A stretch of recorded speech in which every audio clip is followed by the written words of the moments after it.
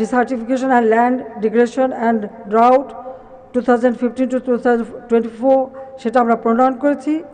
2030 সালের মধ্যে এসডিজি 15.31 ভূমিক্ষয় ও মৃত্তিকা পুনরুজ্জীবনের ল্যান্ড ডিগ্রেডেশন নিউট্রালিটি লক্ষ্য অর্জনের একটি জাতীয় এলডিএন লক্ষ্য নির্ধারণ করা হয়েছে।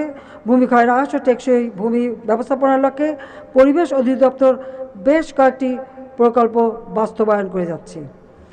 আমরা আমাদের কৃষিতে রিসার্চ করছি, সেই রিসার্চের মাধ্যমে ইতিমধ্যে আমরা লবণাক্ত সহিষ্ণু ধান আবিষ্কার করেছি। দক্ষিণ অঞ্চলে লবণাক্ত সম্পৃক্ত এলাকাগুলিতে এখন সেই ধানের চাষ শুরু হয়ে গেছে। এছাড়া গবেষণা কিন্তু একদিনে শেষ হয় না, গবেষণা চলতে থাকবে। যেমন খরা সহিষ্ণু ধান সেটাও আবিষ্কার করা হয়েছে, সেটার গবেষণা এখনও চলছে। পাশাপাশি আরেকটা আমরা করছি, কারণ আমাদের দেশে 98 সালে একটা বন্যা হয়েছিল দীর্ঘ সময় ধরে। এত দীর্ঘস্থায়ী বন্যা আর কখনো হয়নি, আবার হতে পারে। সেই জন্য পানির নিচে যেন দীর্ঘ সময় এই গাছগুলি টিকে থাকতে পারে বা পানি চলে গেলে এগুলি যেন নতুনভাবে ধান গজাতে পারে, সেইভাবেই একটা রিসার্চ চলছে জলমগ্ন সহিষ্ণু ধান। লবণাক্ততা আমরা 96 সালে সরকার এসে শুরু করেছিলাম, সেটা সফলতা অর্জন করেছি।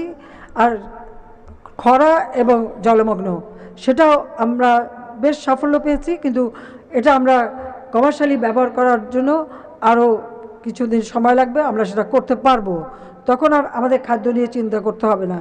শুধু ধান না, ধান, গম, সবজি, আলু এগুলো লবণাক্ত সহিষ্ণু জাত যাতে হয় সেটাও কিন্তু আমাদের উদ্ভাবন করা হচ্ছে। আমাদের কৃষি বিজ্ঞানীরা যথেষ্ট সফলতা পেয়েছে। আরেকটি বিষয়, আজকে বিশ্বব্যাপী দেখা যাচ্ছে যে সমুদ্র পৃষ্ঠা যদি উচ্চতা পায় তাহলে আমাদের মানুষগুলি কোথায় যাবে, সেটা মাথায় রেখে ইতিমধ্যে আমরা দক্ষিণ অঞ্চলে বিভিন্ন উন্নয়নমূলক কর্মসূচি হাতে নিয়েছি, যার ফলে এবারের যে ঘূর্ণিঝড় আপনারা দেখেছেন সেই ঘূর্ণিঝড়ে কিন্তু মানুষের ক্ষতিটা অত বেশি হয়নি। কিছু এলাকা ক্ষতিগ্রস্ত হয়েছে, সেটাখানে হয়তো কাঁচা ঘরবাড়ি বা ঘরবাড়ি কিছু, কিন্তু এবারের যে ঘূর্ণিঝড়টা আসলে প্রকৃতি আপন খেয়ালে চলে। আপনারা একটা জিনিস লক্ষ্য করেছেন, এত দীর্ঘস্থায়ী ঘূর্ণিঝড় এবং জলোচ্ছ্বাস এটা কিন্তু অতীতে আমরা কখনো দেখি নাই।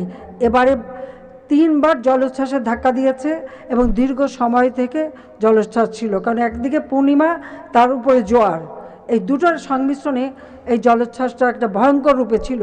কিন্তু আল্লাহর রহমতে আমরা আমাদের মানুষকে যেমন বাঁচাতে পেরেছি, 8 লক্ষ মানুষকে আমরা